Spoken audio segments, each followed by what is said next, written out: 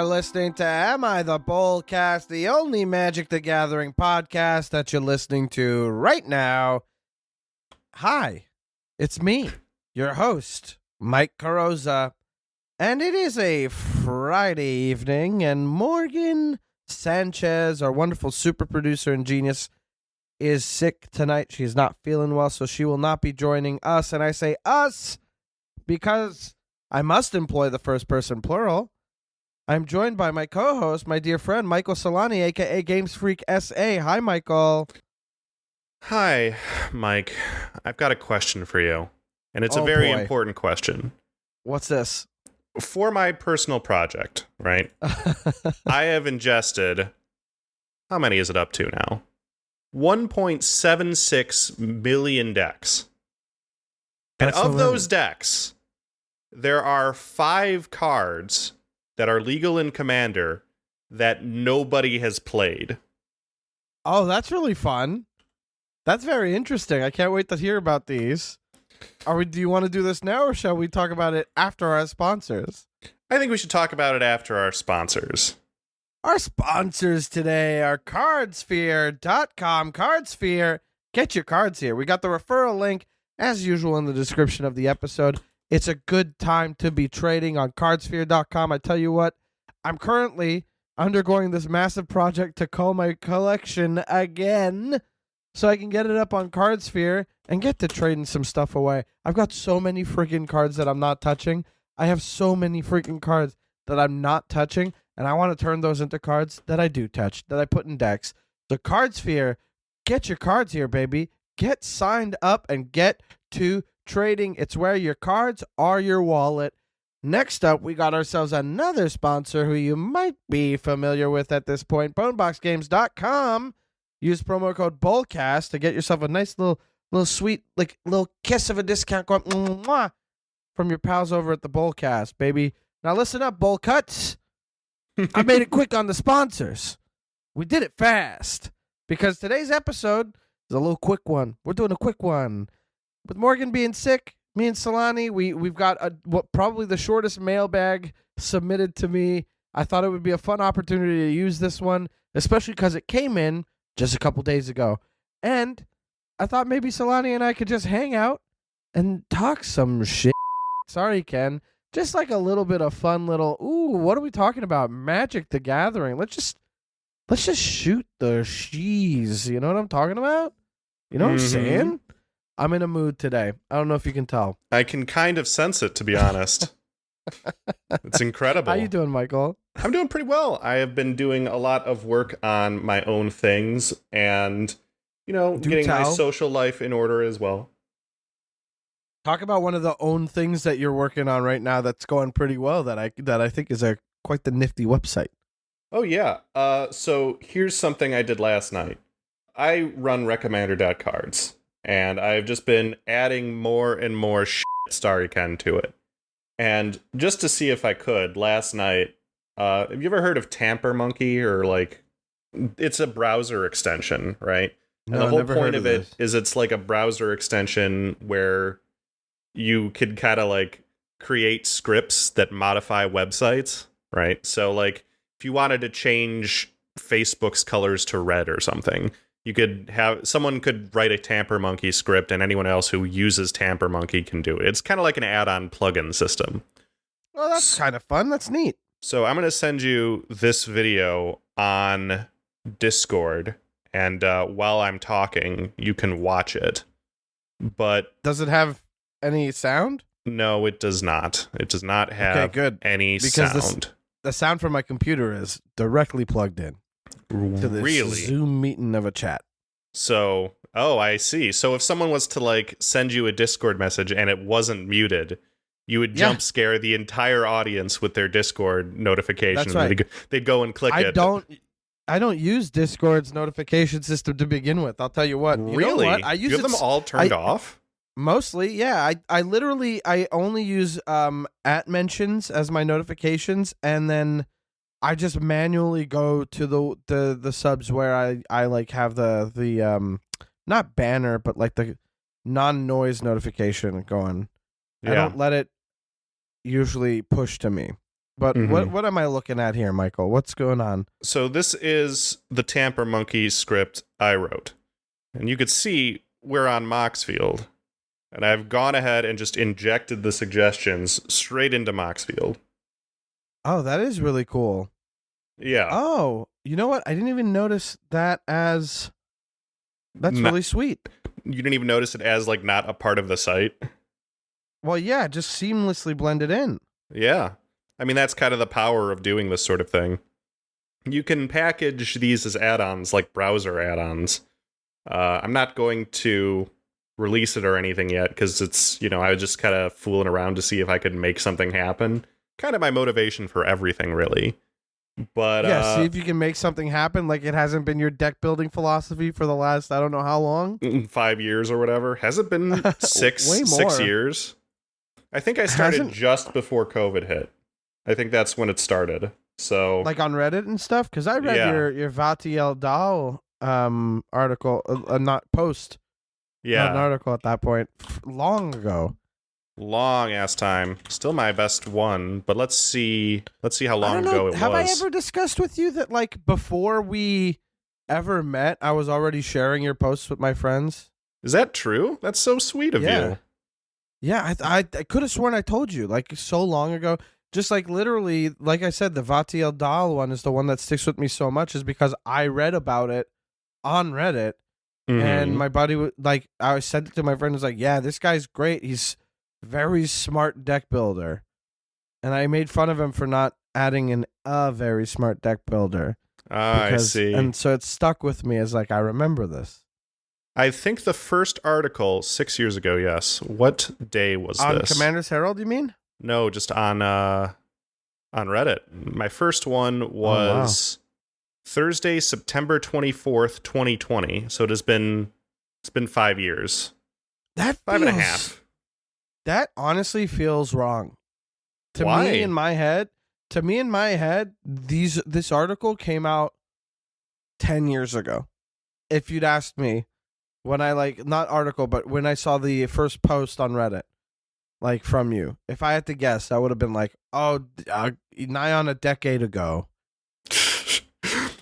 I've never done anything for more than a couple of years. So, I mean, it's been hard to balance doing Recommander and writing. I mean, I have like 5 deck ideas. That's exciting. I want to hear more about these. My one I've been looking at is Aminatu, but all of the cards that give themselves away. So like Kane, right? You hit someone with Kane, they make a bunch of treasure. You just blink them back. It's Aminatu. Yeah, that and switcheroos. So you switcheroo one of your guys. You switcheroo like your wall of omens. What about Kitsune Dragon's Daughter? Is that what we're looking at? She was in there, yeah. She is that in that deck. And I think that's how people are generally building her now. I really think that Turtles had like really fascinating designs this go around. They did. Well, it's a two-pronged thing. There's 2 tiers of design. One is, this is a creature that's not legendary that we've made legendary. That's tier 1.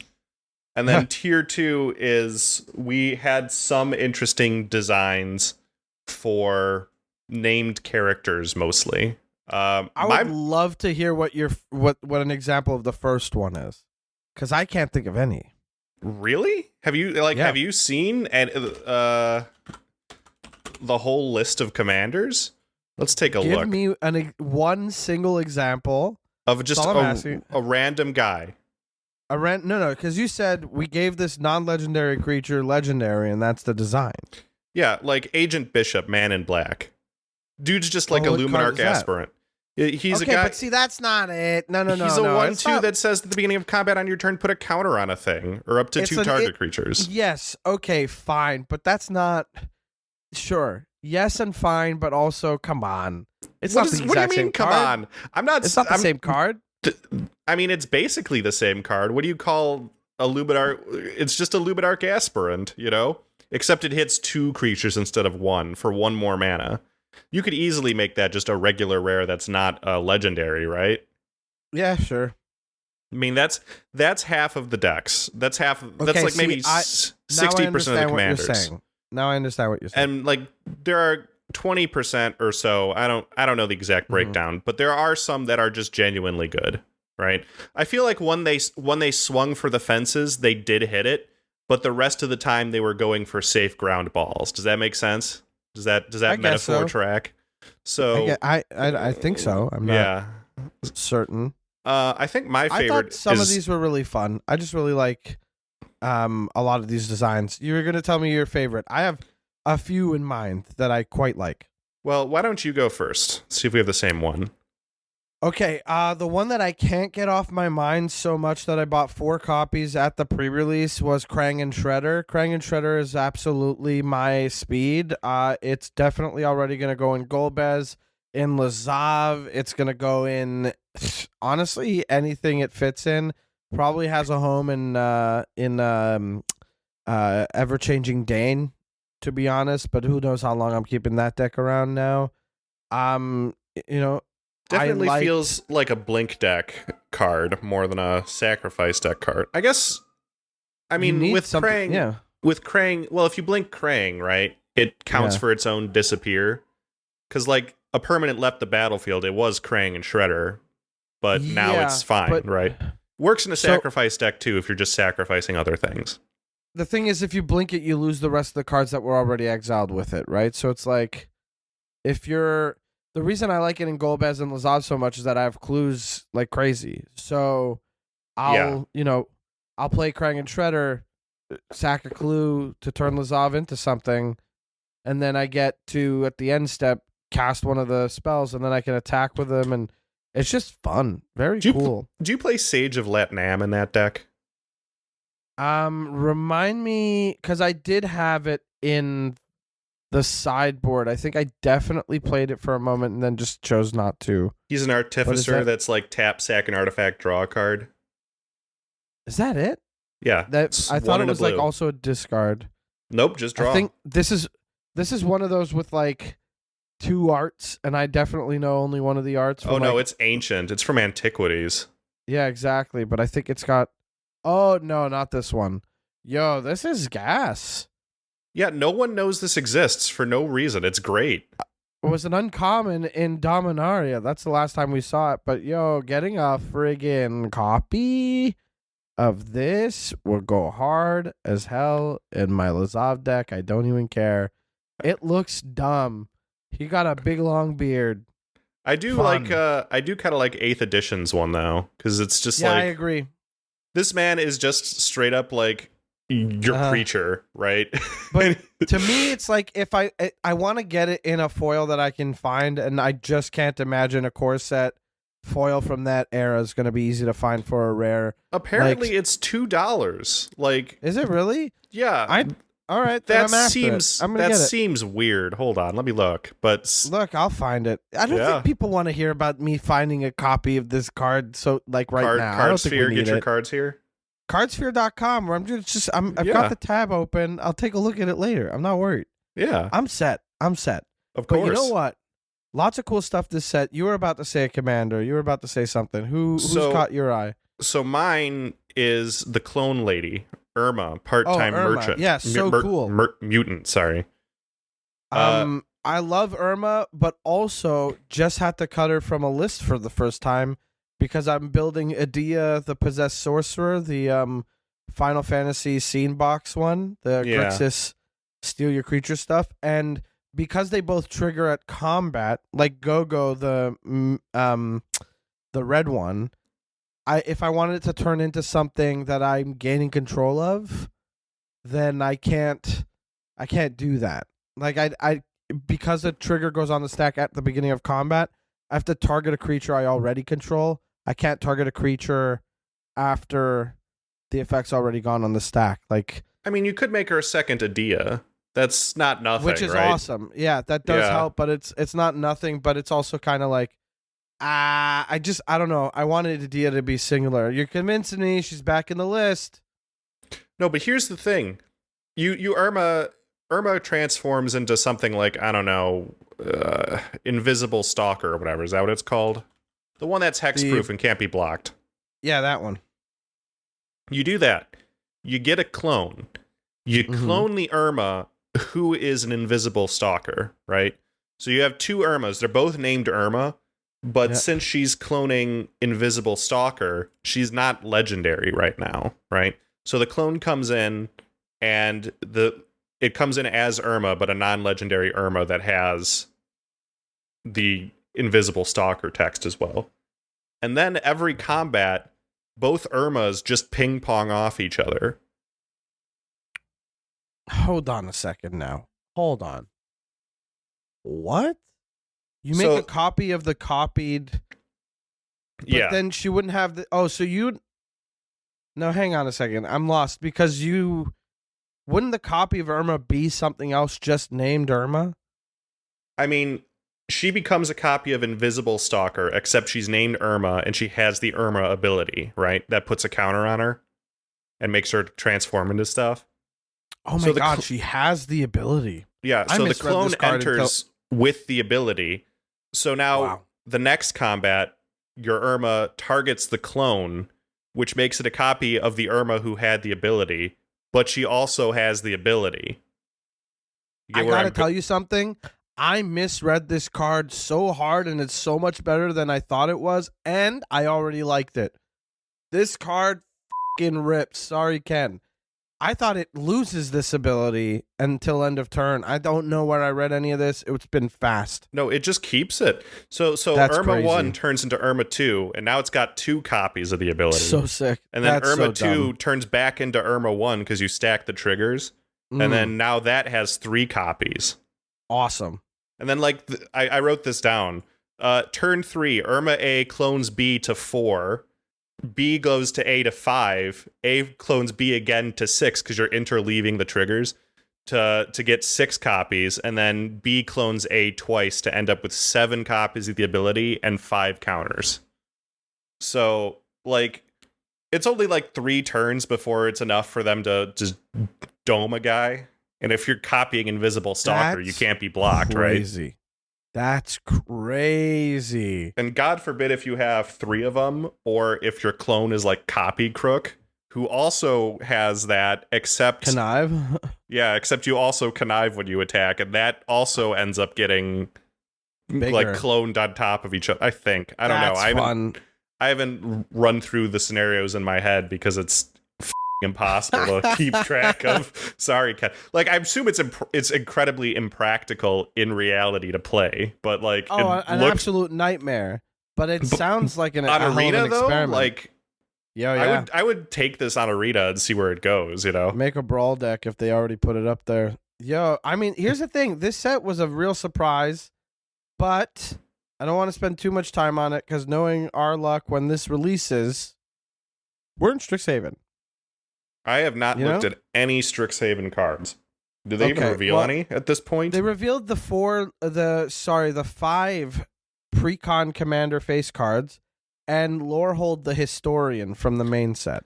Well, before we look at those 5 cards, should we do a mailbag? I want you to look at my 5 cards, the ones that no one has put in their deck.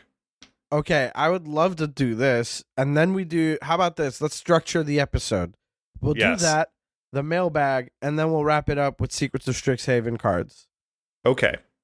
All right, listeners, now you know the plan. I think that is a good idea. All right, so we're starting with the 5 cards that I can't believe this is real. Go ahead. No one has played. No one. All right, so...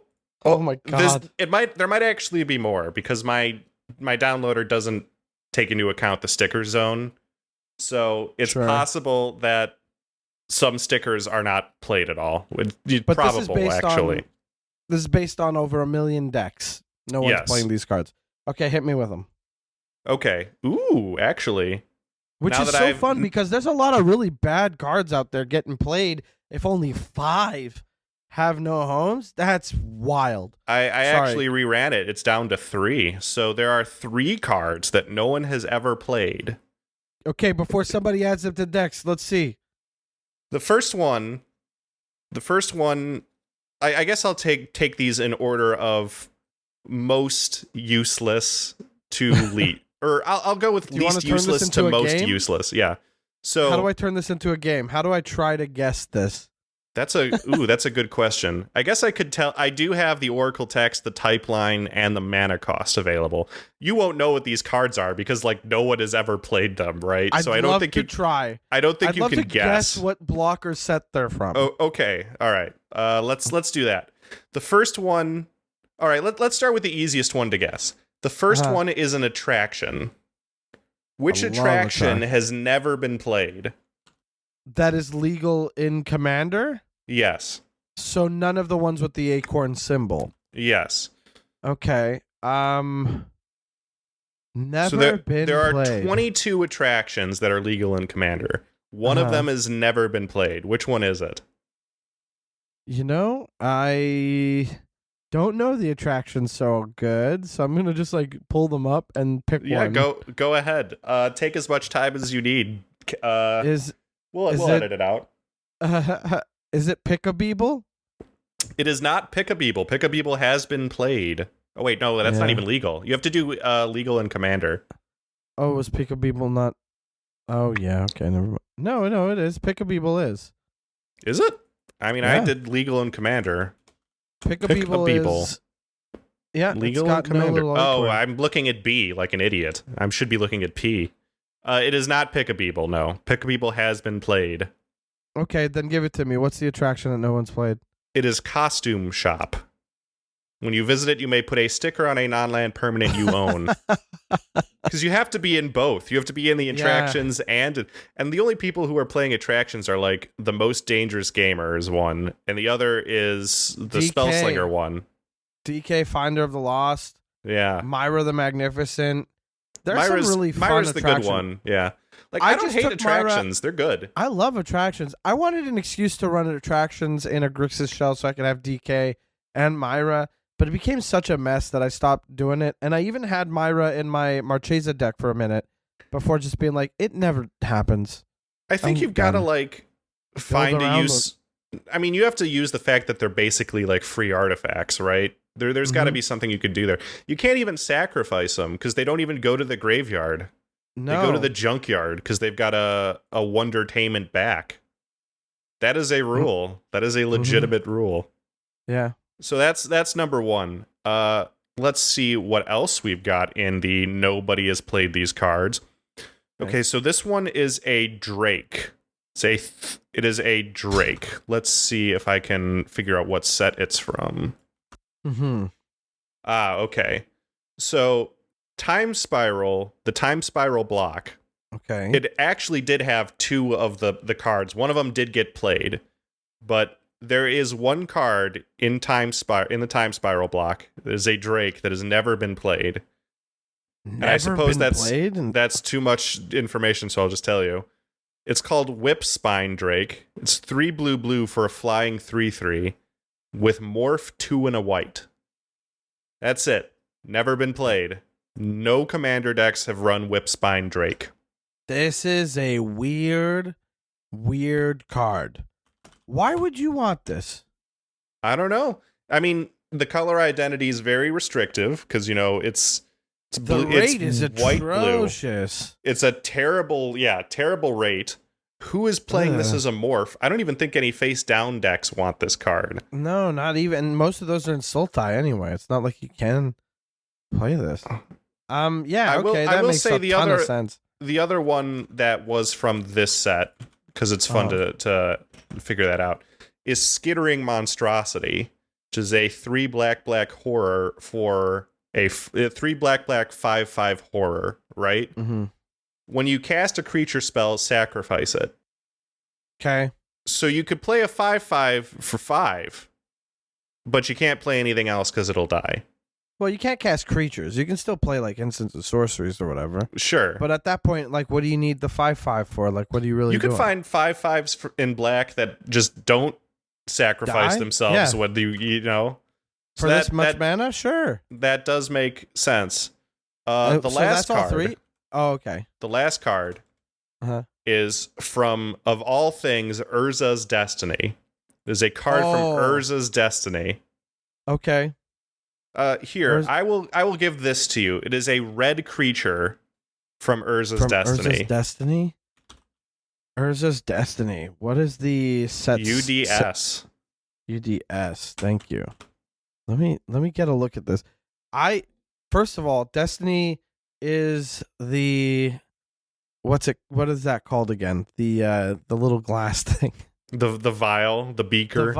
The beaker. That's what I'm looking for. Beaker. Okay, so a red creature that's never been played. Yes. It isn't. Oh man. Okay, so we have that one's good. I mean, yeesh. I have a couple candidates. Yikes. Yo, not a lot of really these are terrible creatures. Seeing them all at once, they're all god awful. Yeah, dude. I kind of don't hate Cinderseer. It's 2 and a red tap. Cinderseer feels like a prophecy. Yeah. Reveal any number of red cards in your hand. It deals X damage to target creature or player, where X is the number of cards revealed this way. I don't hate that. Like, if you have a mono red deck, deals burn damage, and you're like the Dominus that doubles the non-combat damage or whatever. Yeah. And then you reveal, I don't know, 5 red cards. I mean, that's 2 and a red tap, deal 10. That seems pretty good. Not bad, yeah. I don't know, dude. I think Goblin Masons might be it. Goblin Masons is 1 and a red for a 2/1 goblin. When this dies, destroy target wall. Goblin Masons, according to EDH Rec, is an 88 dex. So okay, so is it? The answer is Hulking Ogre. It's a 3/3. It can't block. No love for the ogres. There's no ogre typal deck. That's the only reason I didn't pick that. That's like the second choice. So you went with the vastly more common goblin type? Surely but because there's so many goblins that are actually good, like who's putting in the goblin that's gonna die to kill a wall from the recent pool of million decks? Like, I get the idea of like this art is hilarious and the card is like bad and that's got novelty, but I assume that if there's anything I've learned about Magic players is that people have their favorite creature type and they will build a deck around it. And I am shocked that even someone who loves ogres, because I know you're out there, hasn't picked up a hulking ogre to even just like put it in this deck. I don't buy it. I did look at the decks these cards came from, and it's pretty much exclusively I found the worst cards possible and put them into one list decks. The last card, I might as well go over it. It's from Cold Snap. It's Surging Sentinels, 2 and a white for a 2/1 with First Strike and Ripple 4. So, I mean, you're not putting more than 1 Surging Sentinels in your deck, so the Ripple doesn't matter. But someone put it in. Someone added it. Yeah, I don't know. Whatever. I don't care. There's enough cards out there that like are basically blank pieces of paper after they're limited set to me. But every single one of them, but those 3, someone found a home for it. I mean, but that's the beauty of the format. I could go to Scryfall and randomize 10 times, which I'm in the middle of doing, and I'm gonna read the card. Okay, I'm like 90% sure that they weight that by popularity. Because when I hit random, so? I only get like generally fine cards, you know? Okay, well. I mean, on the other hand, I did just get morale, which is like 1 white to give attacking creatures +1/+1. So, I mean, I just got Jaya's Firenado. It's like, I don't know what you're talking about. To be fair, after 10 randomizes, I got Rex Sage, which has fallen out of favor, sure, but is still... You know what it might be? It might be randomizing every single printing, and cards with good cards tend to have more printings. Yeah. 100% that's what it is, because I just got a Plains. Oh, yeah. Okay. Pollen Blade Druid. Fun. Do you want to do this mailbag and then we can get into Strixhaven? What are you thinking? Yeah. Let's do it. And if you guys like that fun little weird segment we just did, let us know. amithebolas@gmail.com. We'd love some feedback telling us that we're doing a good job. And also if it's a bad job, but I don't think we did. I thought that was pretty fun. Very interesting. I got this DM from a pal on Discord known to me from the EDH Rec Cast Discord server. So if you're on that Discord, I'm also on that Discord. What's up, buddy? Feel free to reach out to me with more stories, I guess, because this is coming up from a pal over on that server, and I'm gonna anonymize them by not using their name for sure. So here it comes. Hey, Mike, I figured it'd be easier to DM instead of derailing the discussion potentially, because we were having a chat in the Discord. Situation popped up the other night, actually, where I was playing my Bant Yuna deck. So that's the backup commander to Tidus in the Final Fantasy Commander decks, the one that taps for mana. So this is the one that I think I know Tidus is right, but it still just sounds wrong. I 100% agree. I think it sounds so stupid, but it's the guy's name, I guess. All right, Grand Summoner Yuna is a 1/5 for 1 and a Bant. Human Cleric, tap to add 1 mana of any color. When you next cast a creature spell this turn, that creature enters with 2 additional +1/+1 counters on it. And whenever another permanent you control is put into a graveyard from the battlefield, if it had 1 or more counters on it, you may put that number of +1/+1 counters on target creature. Pretty sick. Yeah. Really powerful. In colors I don't really care for, but that's not for me. But this is such a sick commander. Really like this. So playing my Yuna deck and had on board a gigantic Fathom Mage, a 4/4 with reach, and Yuna herself. Guy swings at me with an 18/18 flying trample Corvold, as well as that one 4/4 from Edge of Eternities that makes yourself and defending player sack a permanent or discard a card. So Eumidian something, I think. Yeah. That's if I'm not mistaken, that's the one. I'm gonna get it for our listeners who can't stand to not know the cards that we're talking about, so they can. I'm gonna go with Eumidian Wastemaker, Insect Cleric 4/4, 2 black. Whenever this creature attacks, you and defending player each discard a card and sacrifice a permanent.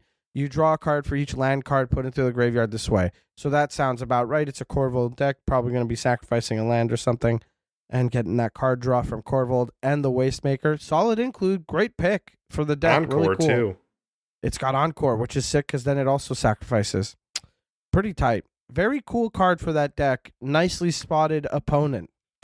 So guy swings at me with a 18/18 flying trample Corvold and Eumidian Wastemaker. I quickly realized that the guy swinging the 4/4 at me was a really bad idea because I could sack Fathom Mage to its trigger, which would trigger Yuna to make my 4/4 with reach enormous. So I made sure to tell the guy because I'm sure he had no clue what was going on with my board. I think being transparent with stuff like that helps a lot with making a better play experience. What do you think? So is that it? Is that the So whole it's thing? not so much like a submission to be on the podcast, but I thought it was interesting to discuss this as a topic, which is to say, when it comes to representing your board, it's getting a lot tougher. Like, it's not easy. So many things are on your board at all times in this game. So many things make other things. So I think what our friend here wrote in did was really good. I really liked that they pointed out, hey, just so you know and you're aware of this board state, Yuna has a relevant ability to this situation, and I can sacrifice because of what your trigger allows me to do, is then make her huge, make the reacher huge and kill your commander. You know what I mean? I thought that was real sweet. I thought that's like, heads up, in case you're not aware of what all these cards do together, allow me to present them to you again and let you know so that you can make an informed decision on this attack and if you'd like to proceed with it. I think that's fair. A lot of complicated stuff on board. To be fair, I had Yuna in front of me on my screen right now, moments ago, and while reading this, I was literally like, does it put the same counters on it, or is it just like, does it turn them into 1/1 counters? It turns them into 1/1 counters. But the point is like, we know so many cards. So many cards do different things, and yet we can't remember them all. Your representation of the board needs to be clear, and that's important. And I think if I have a board with stuff on it, I'm going to kind of be like, just a heads up, this is an important piece, this is an important piece. They're going to affect how you might want to attack this turn. You know? I'm just looking at Yuna and thinking, damn, you'd be good with spacecraft.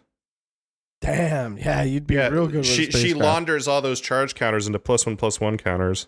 You are full of ideas these days, buddy. It's nice. No, it's just that spacecraft are jank. Yeah, spacecraft's rip.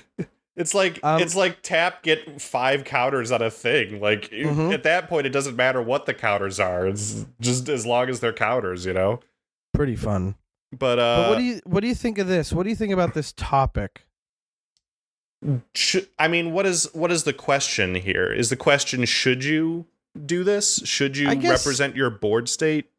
I guess the question isn't so much a question. It's not like a submission per se, but it is part of a discussion we were having. Well, we've got to hit up on it. Yeah, what we want to get out of it.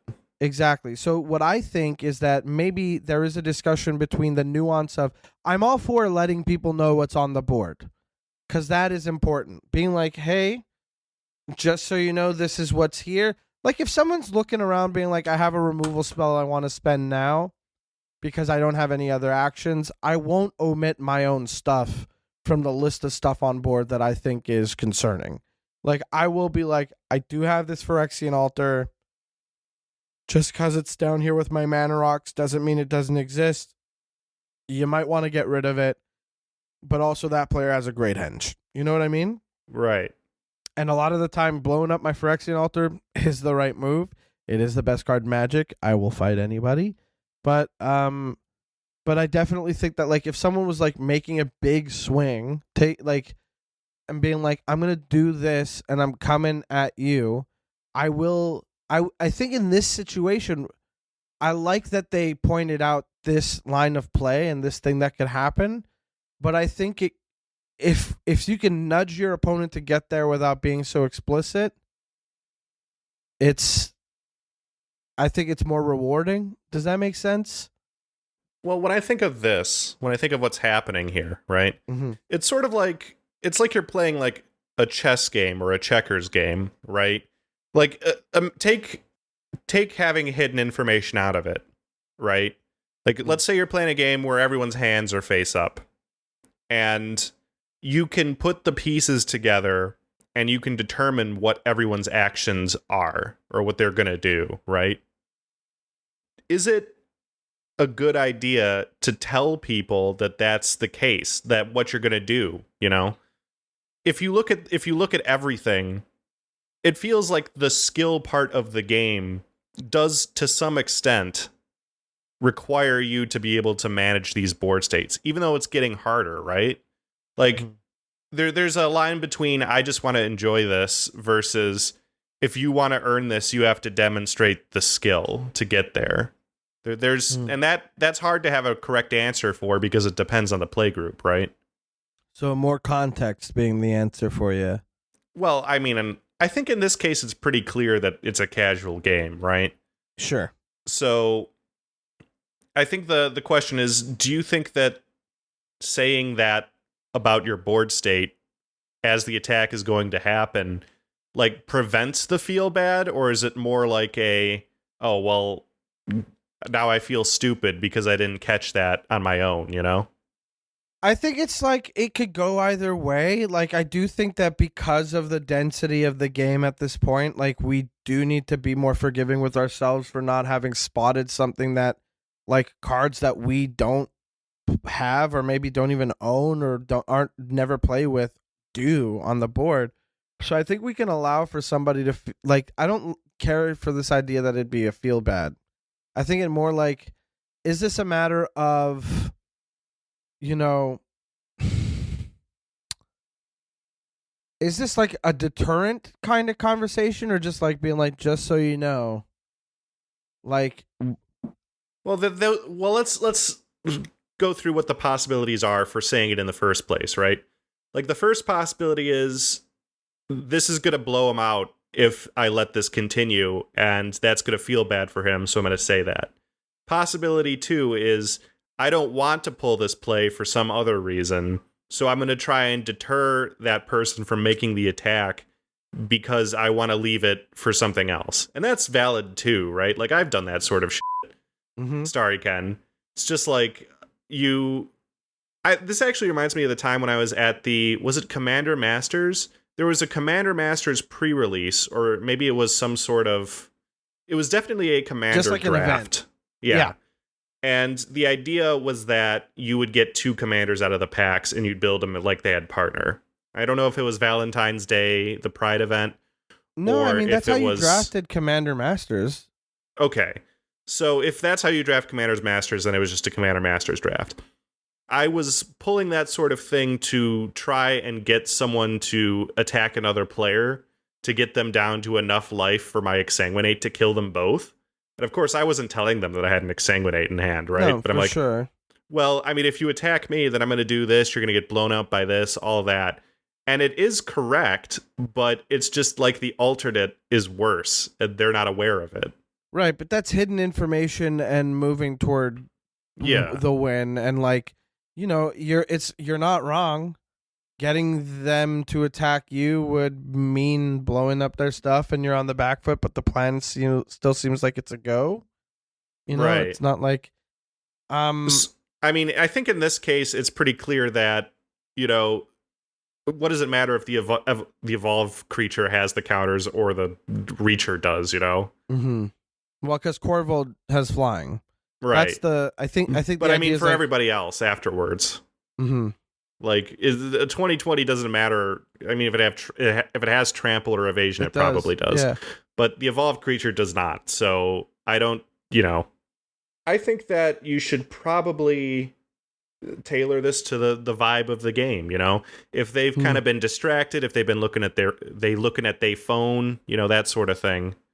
That's fair. I mean, that is kind of behavior I want to discourage as much as possible. So it depends on how I'm really feeling. But like, if somebody's keeping an eye on their phone for life, are you gonna be vindictive to that guy? It's like, you've been on your phone, you're not understanding the board state. I'm gonna let you up. Sorry, Ken. Well, less so that, but more so like, I mean, I've announced this several times. If you've missed it at this point, it's been in play.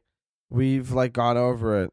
You know, there is something to the idea of like, you can't forget that we got to respect each other here, and you being on your phone is not really respectful to the idea that like we're all gathered here to hang. Like, but I feel like if you've gotten to the point where Corvold has 18 counters and like the evolve guy has like 18 counters, you should have seen Yuna do something in that time. Totally. Right? But so you'd be like, I mean, the 3 pieces are not a hard thing to get together.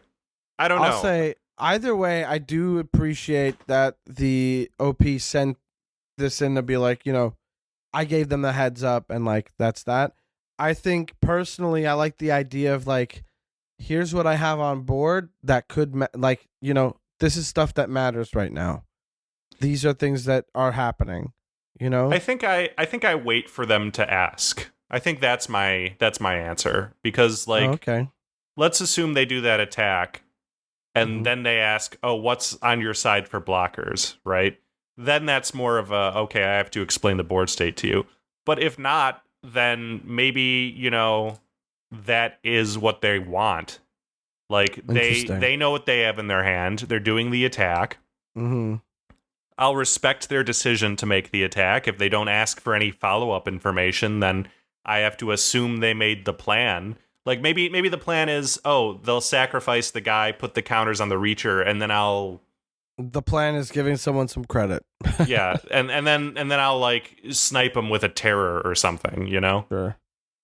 That might be what it is. Does Corvold have trample? I forget. Is he a flampler? Flying trample, yeah.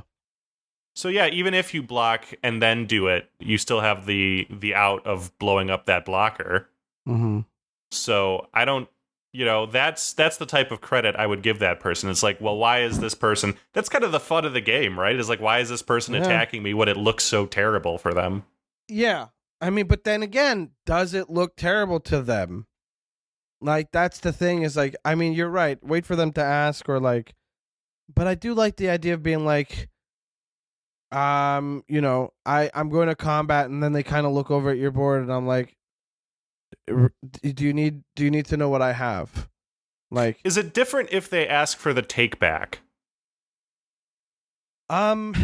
you see, that's the thing is like I like to be lenient with the takebacks. That's for sure. It helps us play a little bit better. But would I be happier being able to kill the Corvold? Like, absolutely. I think you allow for a take back to the extent of like, I've offered this information. You have all the pieces. Please remember and recognize this is what's on board. How would you like to attack? Over here, okay, I will sacrifice this and then put all the counters on this and block Corvold. Mm-hmm. Like, there is an element of that that's like, I'm giving you every piece. I'd like for you to solve it, but I do think that takebacks need to be a thing that we allow. And then there's the second level of like, well, is waiting to ask or is asking revealing any more information? Right. Right? Where it's like, I have this on board. Do you still plan to attack me? And if they say yes, then they must have some reason to still attack you, right? Which, so now yeah. you've learned that, and you might want to take a different approach, you know? Maybe Commander's not a social format. Maybe we need to stop talking. Maybe we...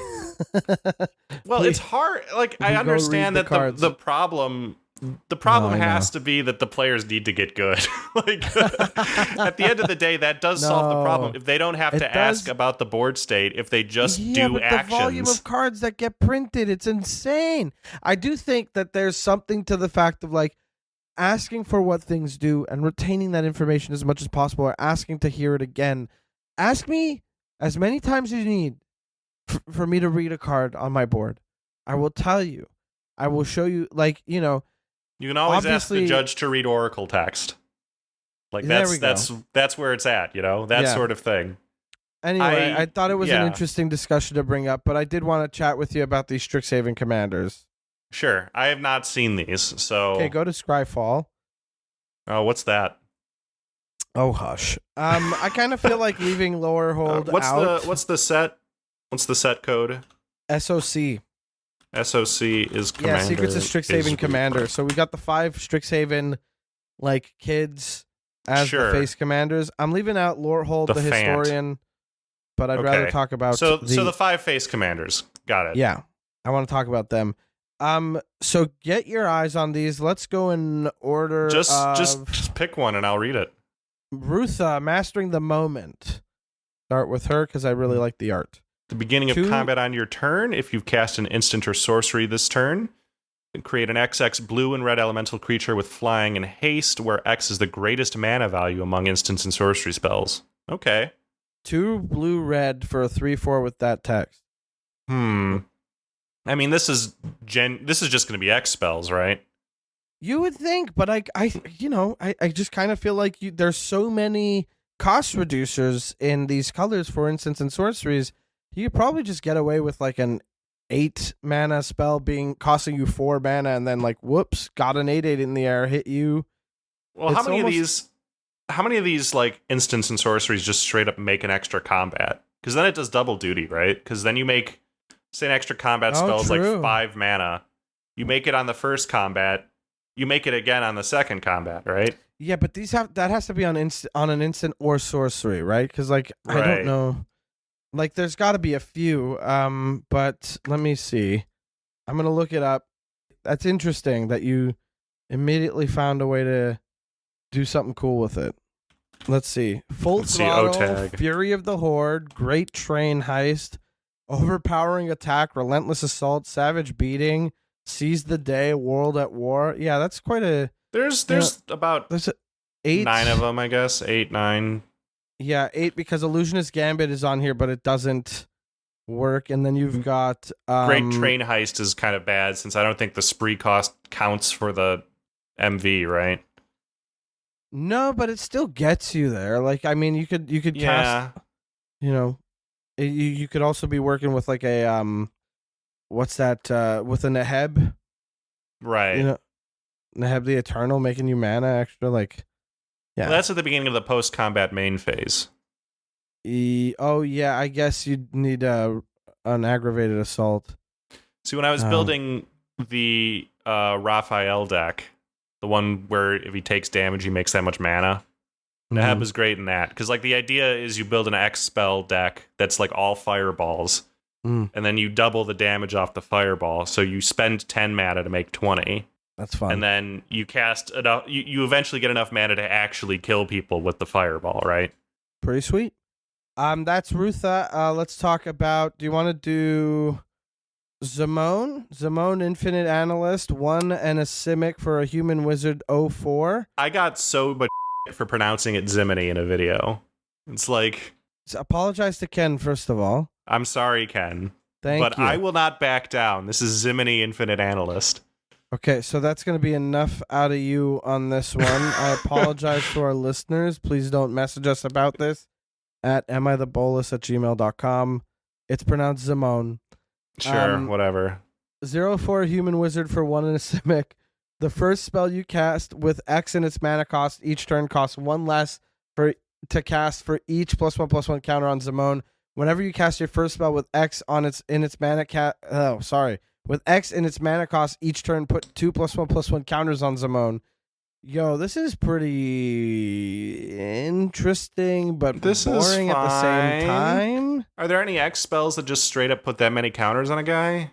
Like, there's gotta be. First like spell Ego? each turn. So, like, I guess if there's a lot of instants, you can get a lot out of that.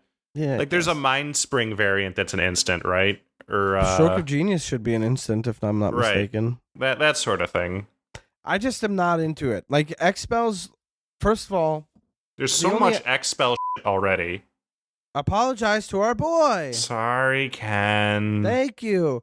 You have that X spell deck that's a lot of fun. The Zaxara deck that's interesting because it's like the anti-X spell. Yeah, you cast him for 0. Exactly. Magus Lucia Kane is like an interesting X commander, but Zimone fits in those colors, so I don't see why not like go full teamer when there's more X spells in red, because red loves to determine how much damage it's going to deal with X. Like, I've always wanted an X spell deck that was just like you play the commander and it's like X is always equal to 3.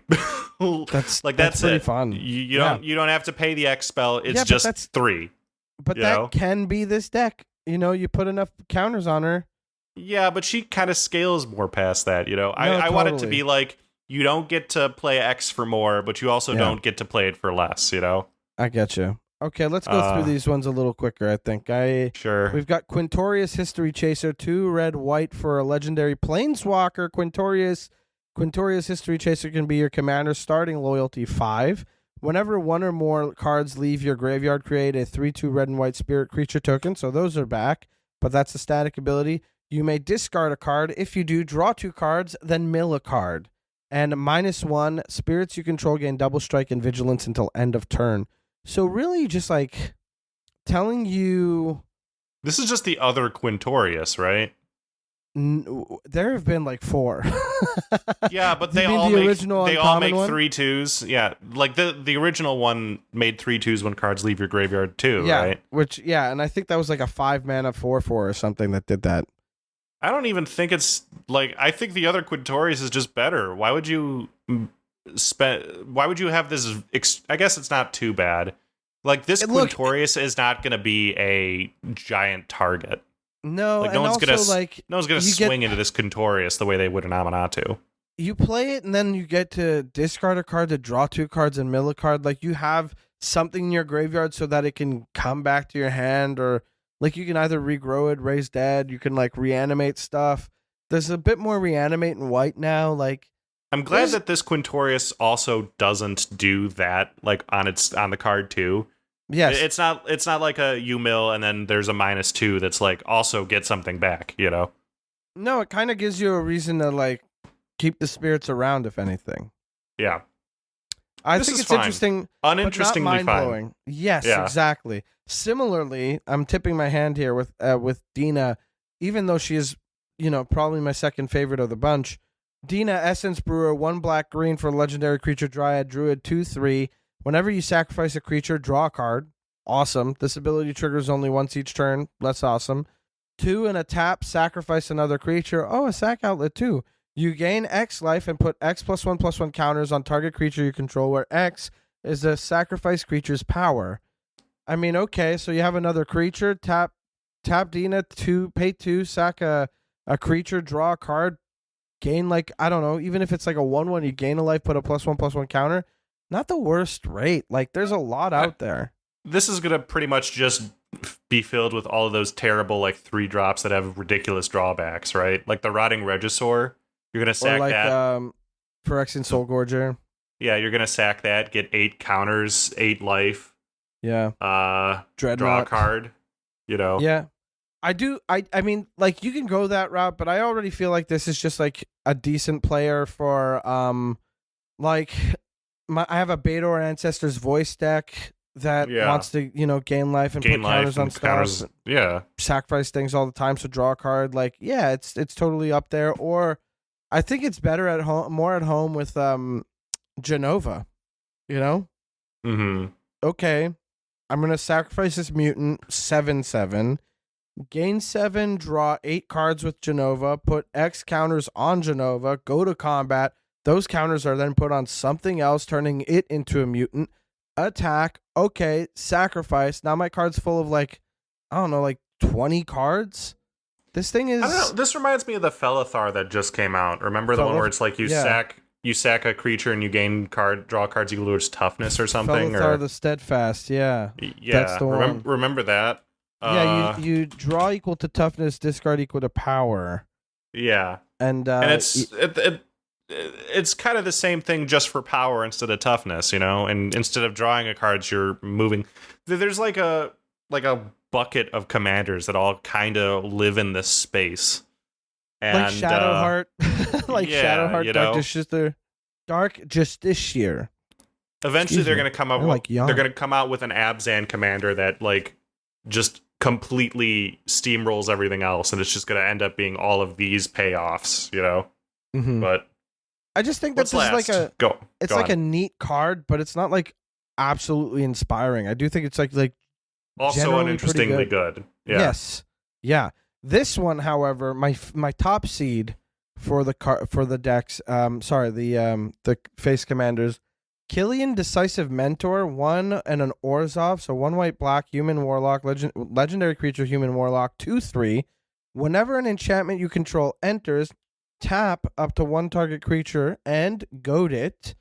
Whenever 1 or more creatures that are enchanted by an aura you control attack, draw a card. This is kind of telling you where to go with it, but even if you end up doing like an Orzhov Pillow Fort, you're still tapping other creatures down and goading them.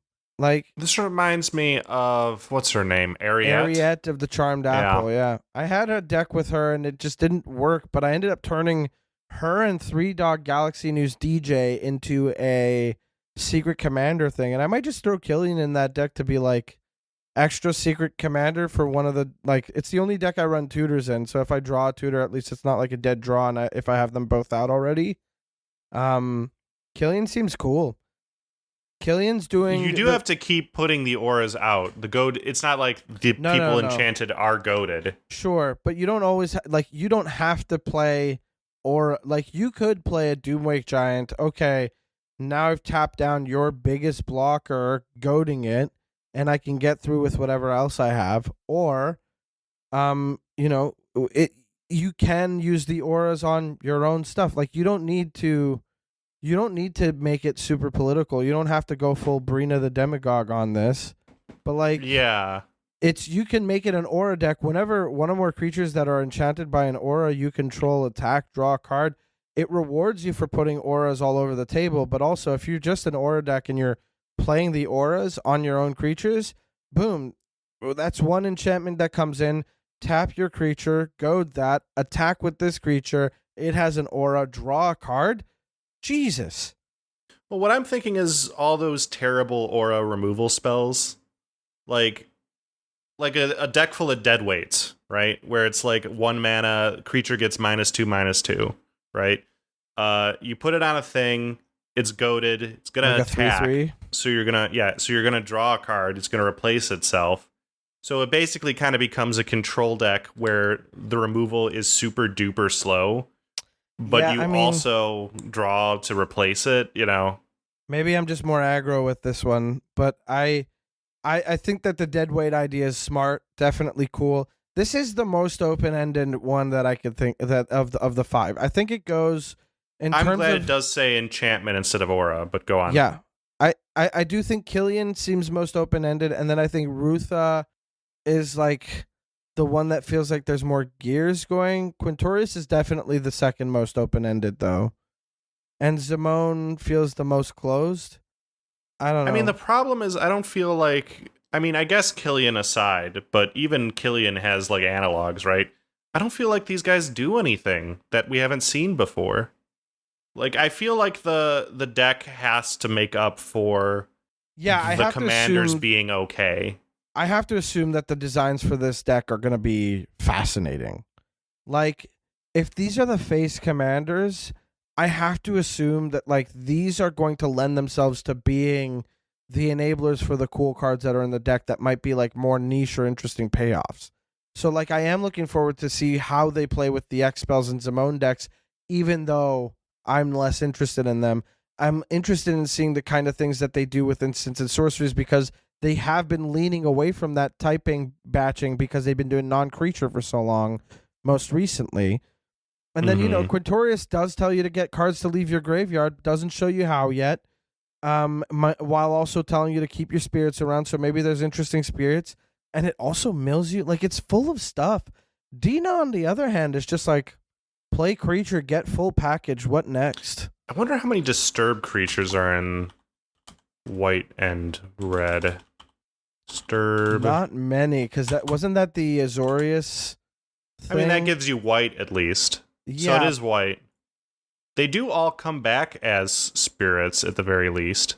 Or some of them come back as auras. The ones that are spirits come back as auras. The ones that are not spirits come back as spirits. Interesting.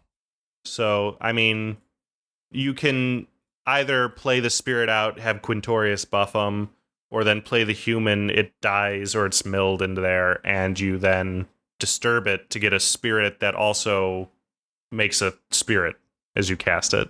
Yeah, I don't know. Again, typo being not my thing, I just like am not fully interested in this idea so much, but I do like that Quintorius gives you a way to make the spirits and then gives you a way to make them useful. Being able to swing with your spirits, like, let's say if you're building the spirit typo way, then why not play Quintorius in the command zone as like just an anthem or like a kill shot? Because if you have enough spirits that are in the air or like, just have enough power to make this happen, if you play Quintorius and down tick him by 4, double striking vigilant spirits, like that can put the end on a game for sure. And he does, I mean, his +1 is just outright card advantage. I mean, you discard, draw 2. You're not wasting the actual thrill of possibility card on it, so you actually do end up a card, As long as he doesn't die and you can do it next turn. Right. Right. But I mean, he'll be at 6 at that point, and you'll probably have a board by then. So yeah, fair. That to say, like, I think that I have no doubt these are gonna play amazing out of the box, but they make me eager to see more, which isn't always the best feeling. Like some designs are just fascinating on their own, but these definitely feel like they need the support. Aside again from Killian, I think Killian is like by far the most interesting.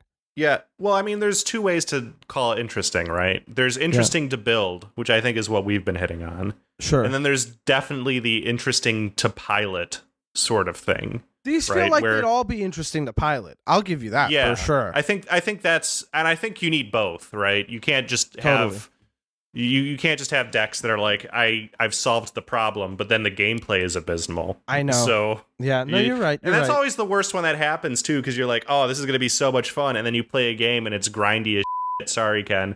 And like everyone hates playing against it, and you're like, well, I guess I'll never enjoy the fruits of my labor again. Yeah. That's fair. I guess before we get out of here, do you want to tell anybody if you're building something new? You don't have to get into it big time, but just like give them a little tease of something. I could go first if you want. Yeah, why don't you go ahead first? I am currently building. I have 2 decks on the build right now. I've started pulling cards for this deck I'm calling the Experience. 5-color Experience counter with Aslas the Swelling Scourge in the command zone. That's a technically colorless commander. Thank you. 3 Is that mana. The Eldrazi 5 color guy. Yeah.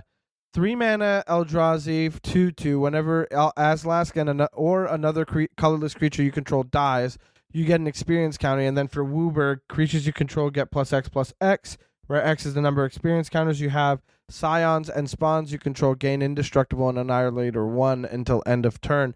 So like, I would give so much money to remove that last sentence, because it's like there's no reason to play any other side or spawn deck anymore. But go on. Yeah, totally. But I'll say it's been a lot of fun because I really fell deeply in love with Commander. Like, I loved Commander so long ago, but like I really fell deeply in love with this game with the Commander 2015 product.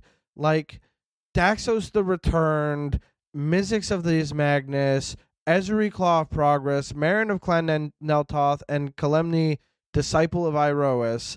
They're like the experience counter decks were like huge for me. And although I don't play Mizzix or a Kalemni in this deck, I do play Daxos and Marin and Ezuri in this, just because, like, why not? I really like the idea of experience counters, and I thought that it'd be fun to integrate the avatar ones in here as well, although not all of them work so well, so I've only got, like, Aang and Katara. But all that to say, like, oh, and Toph Earthbending Master is also pretty great. But I just think that, like, oh, man, it's just so cool to be like, yeah, this experience counter deck. Like, it's just, I'm back doing experience counters, and I just want to see this go off. And I haven't had a 5-color deck yet since the Ur-Dragon precon in 2017, and I took that apart real quick, I'll tell you what. But I've also got Edea Possessed Sorceress on the docket. I've already teased this one. Edea Possessed Sorceress is 2 and a Grixis 2/5 Human Warlock. Ward 2, shout out. At the beginning of combat on your turn, gain control of target creature and opponent controls until end of turn.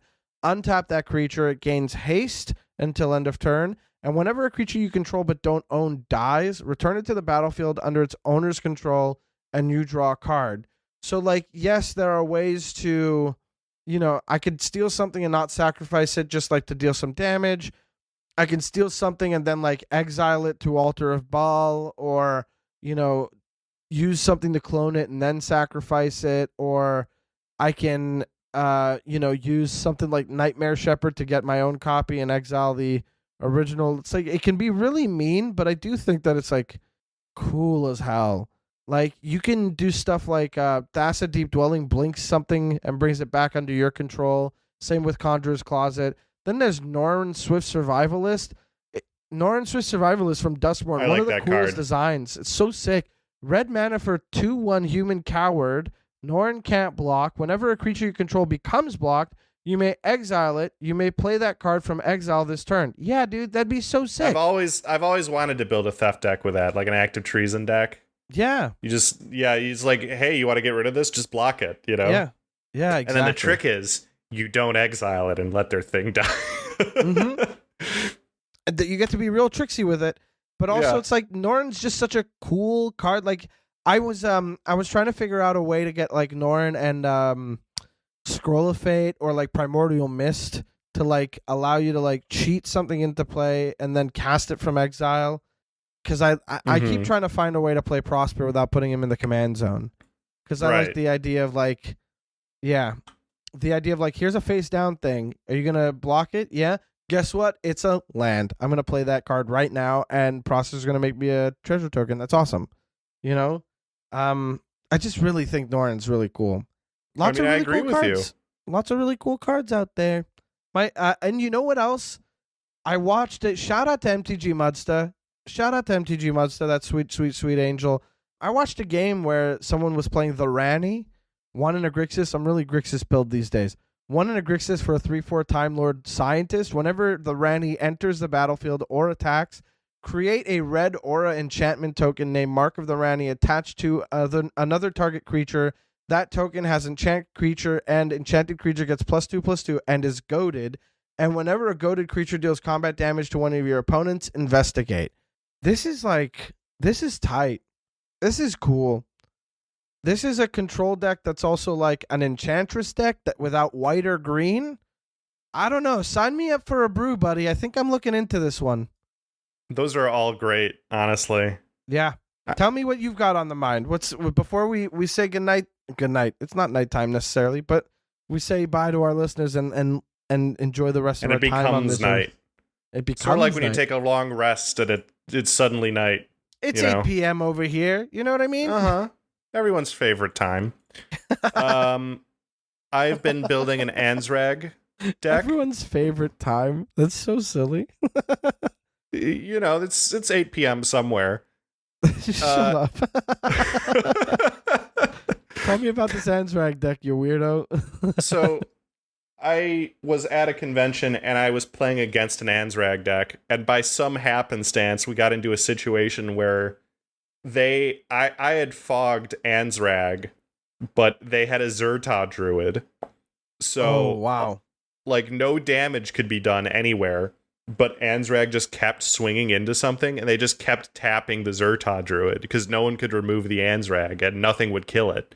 So wait, Zerta Druid is the mana dork that deals a damage to everybody. Right. Okay. So when Ansrag gets blocked, you untap every creature you control, and there's another combat phase.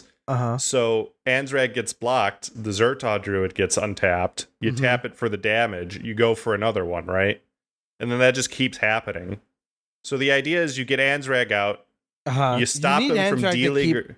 Yeah, okay. Yeah, you stop him from dealing or taking damage, and then some tapper just kills everybody. I don't know that it needs to become blocked, so you need to still have somebody blocking it. So I guess you need a lure. Yeah, but he can block. He's got the lure on himself, remember? He's got the 3 red, black, the 7 green, mana green. activation. Yeah, no, you're right. Yeah. I forgot this is a mythic 4 mana 8/4 that already has so much going on. Jesus Christ. So you play that, you kill a person, and they have to remove Ansrag or they're just done, you know? That's also a very fun deck for Infiltration Lens. You can't go forever if you've got the Infiltration Lens on, but you are drawing 2 cards every time. So you'll find something there. Oh boy. See, this is the kind of deck that doesn't speak to me like that. It feels like, that's dedicated combo. I like my combos to have multiple ways to work and get around, but this feels like, okay, we know it requires these ingredients to make it work, and that's what you're searching for. Well, what else do I have? I have the Booby Trap deck that I have shown you before. Finally, we're talking about this. I could have sworn you were going to make this a video. Are you going to do a video for this one? Could be an article. So Booby Trap is a 6 mana card that's like when it enters, you name a card other than a basic land, and you choose an opponent. We can cut this out. Sorry, Ken. I have one mustache hair that's been tickling my nose this entire time. I need to cut it. You can keep talking and telling people I'm still listening. I have my headphones on, but this fucking hair has been killing me. Okay, Ken, keep this in. Don't keep it in. Fine, keep it in. Keep it in, but don't tell them I kept it in. Like, don't keep it in. Don't. No. And then don't keep in this part where I say keep it in. Okay, continue. Can keep this part in too. But anyway, we've got Booby Trap. It's a 6 mana artifact that when it enters, you choose a card name and an opponent. And when that opponent draws that card name, as long as you can't choose a basic land, but when that opponent draws that card, you sacrifice the Booby Trap and you take 10 damage. So or that opponent takes 10 damage. So with Saheeli, you make a copy of the Booby Trap. You keep untapping her to keep making more copies of the Booby Trap. And you then tuck something to the top of the deck, right? You bounce something right to the top of the deck. And because the copies come in, you keep naming the same card over and over that you know is going to be on top. You're like, hey, is the top card of your deck Llanowar Elves? And it's going to be, and they're going to take 20 or 30 damage. And the best part is that the original Booby Trap is completely safe because you only have to have the copies blow up. And that makes it so that the original one, you just name some card that's in nobody's deck, and you can just keep going with it. So it's that. It's also got stuff like Ugin's Nexus. So if you make 2 or 3 copies of Ugin's Nexus, the first one comes in, you sacrifice it. Yeah. Because it's legendary. The second one comes in, you sacrifice the original, and then the last copy of Ugin's Nexus goes away at the end step because you sacrifice the beginning of the next end step. So you get the 3 extra turns, right? Oh my even God. though it says even though the cards would stop you from making extra turns, you've gotten rid of all of them in time for you to actually take them.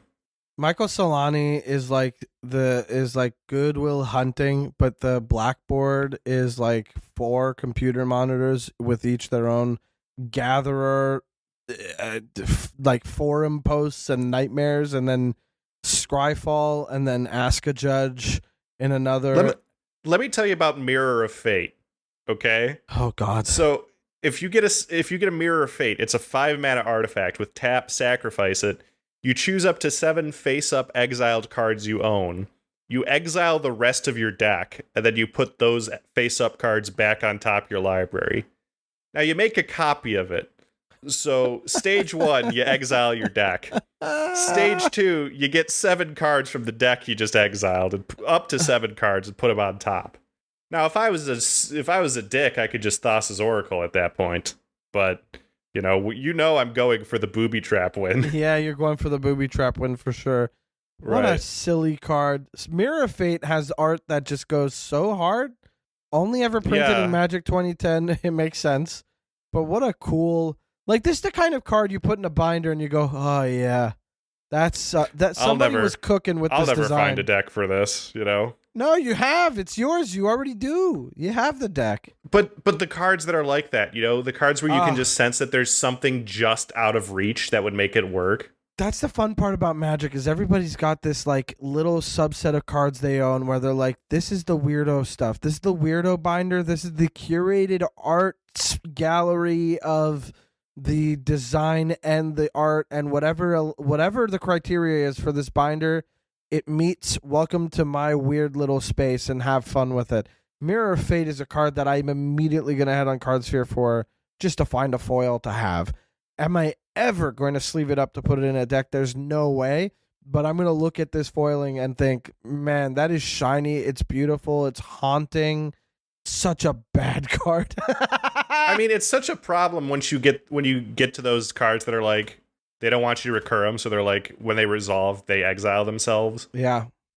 You take 2 extra turns. It's like, oops, it's back. Yep. I mean, my deck might be empty, but it's over, Yeah, but now you can basically tutor for whatever. If you have 2 of them, you tutor.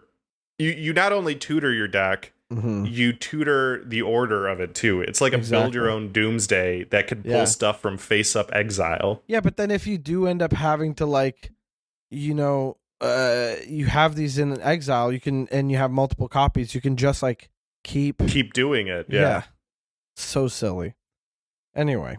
Oh God, imagine like Terminus. Like imagine Terminus and just like put that on top, or some like stupid card that some stupid card that just like exiles itself. Or hold on, I guess it could be a permanent too. You get Teferi's Protection every turn. Oh God. Because like you cast a protection. I mean, you can't lose at that point. It becomes real hard to lose. Yeah, but then aren't you the biggest loser? You have to leave the game to win. Come on, I don't like this one. I think it's these are Paradise the kind of combos. Lost. Yeah, that's fun. I like that card. I'll say okay. So it is. These kind of decks are so much fun as thought experiments and as like smooth jazz that you play for your not smooth jazz. Like chaotic jazz you play for your pals every now and then. You're like, I get a load of this funky idea I had. The fuck is chaotic jazz? Dog, Sorry, don't get Ken. me started. Don't get me started. Is this real? You didn't just make this up? No, I made it up, but it's like, it's just a description. It's just a description. Look up the Number 12 Looks Like You. They're a good band. They have sure. They have a really very, very cool background in music. These guys are weird. But Number 12 is like a band from New Jersey from like the early 2000s that I've always been a fan of. And every album of theirs like ends up incorporating like jazzy elements or like mathcore stuff. Big fan of what they do, these guys. Like, but again, look, okay, this is a wild time to do this. This episode's going to be long. This is a wild time to do this, but like for those of you messaging being like, I gave Abrupt Decay a shot and it wasn't for me, it's like, that is fair. I will give it to you. It is chaotic hardcore isn't for everybody, but trust me, as someone who loves the genre, who lives for the chaotic hardcore, that Abrupt Decay album is phenomenal. If you find it in yourself to like give hardcore, like mathcore, just like screamo, post-hardcore, sasscore, cyber grind, chaotic hardcore, and get really into it, come back to this record and just tell me you haven't been changed by Sliver or like Hypothermia or Whelm or 9B. Just like an insane array of tracks on that album that I 100% recommend to anybody looking for something like that. But the number 12 Looks Like You, they have an album called Mongrel that begins with a track that I can't remember. I want to say it's like the Imagination Express. It's got like this weird little jazzy breakdown in the middle of like all this screaming. You've got Jaywalking Backwards, which is an incredible track that's like kind of chaotic jazz. And then there's the Gardens All-Nighters on their album Worse Than Alone that kind of like does like a lounging groove. It's insane. There's a lot of really cool music, a lot of cool stuff happening out there. And you know what? Part of what attracts me to Magic and what I really love about doing this podcast is like, at the end of the day, we are enjoying a cool game, but we're also taking in a ton of art and we are reacting to it, which tells me just like how important and cool like art really is. Like I really, really love that every day that I talk to somebody about Magic, at some point we're discussing the art and how we feel about it, how it's affecting us. And I really think that that's like a really cool part of the game that we love so much. And so, yeah, if I'm looking at a card like, God, I've already forgotten what it's called. Mirror of Fate, looking at this ridiculously awful card that looks incredible and the art is arresting. Like I live for a moment like this. This is what makes all of it worth it, you know? Do you want to tell Mike, everybody where they can find you? That was beautiful. God, I hope people find like me it. at gamesfreaksa.info. That's the letters SA, not, or just go to Recommander.Cards. That's like think of the word recommender, but with an A so instead. It's Commander. Recommander, like Recommander.Cards. Yes. And yeah, what a site, dude. You should be really proud of yourself. It's such a cool tool. It's been so much fun to use. And I just added Scryfall searching in. Have you tried that yet? I haven't. No, I haven't really gotten to do any deck building or like really consulted the site in a couple of weeks now. But this, like, because I finalized my list a little while ago on the experience, and I'm starting to do Idea in a way that I'm trying to get all my first ideas out before I go to like EDHREC or Recommander or like look at other decks on Moxfield and stuff, or like Architect or either of them, like any of them. I just have them brewing, you know?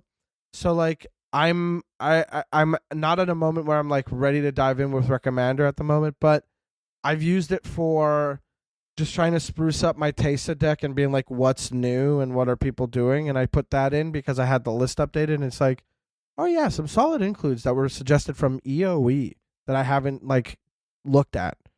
It was really sweet. So Recommander.Cards, really get into it. Obviously, CardSphere.com, our referral link is in in the description. We've also got, let's see, what else do we got? We got, BoneBoxGames.com. Sorry, I did literally our other sponsor for the episode. BoneBoxGames.com, promo code Bolcast. Get yourself a little discount. But also, EDHREC.com. Go read my articles, Michael's articles. Morgan works there. Am I the Bolus every Wednesday? Like we get it's true, she does. She's not our editor, she's not my editor anyway, but our editor-in-chief, Mr. Zupke, doing a good job leading the ship and making sure everything is coolio beans, baby. So we got a whole cool crew. Check out EDHREC.com, read the articles. Shout out to CommanderSettle.com also. And shout out to Sid the Dude. I don't know, Jasper that band Dolphin. You were talking about. Yeah, I was doing the Frank Ocean, the oldie shout outs from the Tyler the Creator, no, Odd Future. All right, look, I've been awake for a long time. I drove my girlfriend to the airport today. I'm so tired. I think I gotta end it. Follow me on Blue Sky at Mike Carosa. Follow us on Blue Sky at Am I the Bolcast. If you're a bowl cut and you're listening, shout out. Come, say hi to us online. We're gonna do something. I don't know. We got a Discord cooking. I'm not making it public yet. Who knows? We'll see when this episode drops. Who knows, man? I don't even know. Lots going on in the world. So shout out to you. Thank you for listening. And listen to my comedy. Check out my videos online if you're in Montreal. And this is going to go on forever. Just keep going. I'm going to keep going. It's another hour and a half. This episode comes out. God, I really don't know. I have to assume that this episode will follow literally the day before I'm performing my new comedy hour, stand-up comedy at Theatre St. Catherine in Montreal. If you're a listener in Montreal, the show's at 9 o'clock. Get your tickets. I had to call it something new because Fun Silly Boy was what I was originally going to call it. Pete Holmes is releasing a special called Silly Silly Fun Boy. It's a little too close, so I've renamed mine Pigeons, and maybe one day I'll get into it and tell you guys all about why I chose pigeons. But the short answer is that I have a couple jokes about pigeons, and I find them fascinating. But the long answer is, guess what? Today's the day I'm telling you why. I think that pigeons have a lot of confidence for something so dumb, and I think that's oddly relevant right now, and also admirable and something I want, so I'm conflicted. So that's the through line that I'm dealing with and working around now that I have a new title and it's changing the show. But April 9th at Theatre St. Catherine, get your tickets, come see me and all that jazz. And there will be no jazz. It'll be stand-up comedy. Okay, was that long enough for the bit? Is that good? Did I do enough? Just shout out someone completely random that you have no connection to whatsoever. No connection to, but I'm shouting them out. Just like Whoopi Goldberg. Thank you. Okay, yeah, no, but you know what? Whoopi did stand-up. There's that connection. Who do I really not know? Shout out to John Daly, professional golfer. There we go. I just pulled that one out of my pocket, just like nothing. John Daly, professional golfer. I just know that that's the name of a golfer and a comedian, but I don't know the golfer or his body of work or what he looks like. So how about that for a random shout out? If you're listening, bowl cuts, if you're still here, first of all, if you're still here, you are a bowl cut. That is, there's no doubt about it. This is what we call the industry a long tail. This is what we call a bit that's gone on too long. If you're still listening, and if you are, shout out to you, my bowl cut friends. If you know John Daly and you think that this is not such a random shout out, I would like to hear from you. At Am I the Bolcast on Blue Sky, amithebolas@gmail.com. Make the connection. I think this is a fun thing. Okay, that's enough. Shout out to Ken. Shout out to Morgan. Shout out to Sid the Dude and Frankie Ocean and the original joke I made. And then shout out to Michael Celani, my friend. Thank you. My muse. I appreciate it. All right. Bye, everybody. See you around.